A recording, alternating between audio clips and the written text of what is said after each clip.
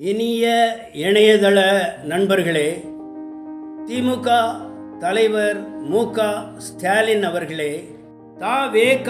தலைவர் ஜோசப் விஜய் அவர்களே, உங்களுக்கு தாழ்மையான ஒரு அருமையான வேண்டுகோள். திருக்குறள் தலைப்பு இல்வாழ்க்கை, குறள் எண் 43 வாசியுங்கள். தென்புலத்தார் தெய்வம் விருந்து ஒக்கல் தான் என்றாங்க ஐம்புலத்தார் ஓம்பல் தலை.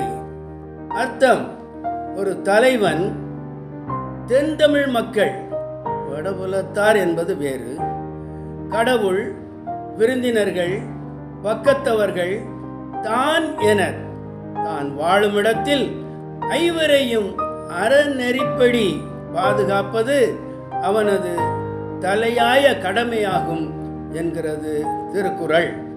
ஒரு தலைவனின் கடமை என்ன என சொல்கிறது இக்குறள். விடயத்திற்கு வருகிறேன்.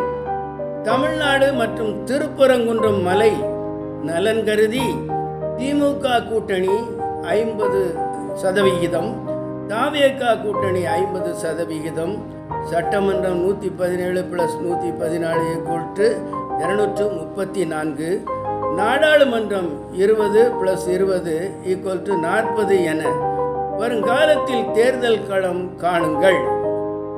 தமிழ்நாட்டில் வளம் காணுங்கள்.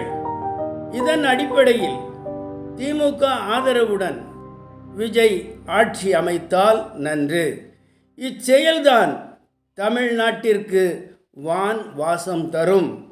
விஜய் சார் அவர்களே, தங்கள் தந்தை சந்திரசேகருடன் ஸ்டாலினை நேரடியாக சந்தித்து பேசுங்கள், ஆதரவு கேளுங்கள். 2026 தொடங்கும் சட்டமன்றம் எந்த ஒரு பிரச்சனையும் இல்லாமல் அமைதியாக நடக்கும். தமிழக மக்களும் நிம்மதி பெருமூச்சு விடுவார்கள். தமிழ்நாட்டில் மேல் சபை இல்லை. அதனால் ஸ்டாலின், சந்திரசேகர் தலைமையில் 10 நபர்கள் அடங்கிய தமிழ்நாடு ஐக்கிய சான்றோர்கள் சபை, டொனோ என்பது ஆங்கிலத்தில் வரும், ஒன்றும் அமைக்கலாம். குறிப்பு: தமிழ்நாட்டில் தற்காலம் திமுக த.வே.க. இணைந்தால் பிற்காலம் இனிமையாக இருக்கும் நம் இந்தியா. தமிழகத்திற்கு இப்போது இன்னொரு தேர்தல் ஏற்புடையது அன்று. புதுக்கவிதை: சூரியனை பார்த்து விசிலடித்தால் சூரியகாந்தி பூ மலரும். பாருங்கள்.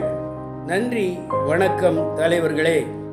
இவன் கவிஞர் சுப்ர B.A., திருக்குறள் திருவுரை ஆசிரியர், யூடியூப் மனிதம் விதைப்போம் நேரலை சொற்பொழிவாளர், மருதமலர் கட்டுரையாளர், யூடியூப் தமிழ் குறள் கவசம் வாய்க்கால்தாரர், தலைவர், சங்கை நகர திருக்குறள் கூட்டமைப்பு, சங்கரன் கோவில்.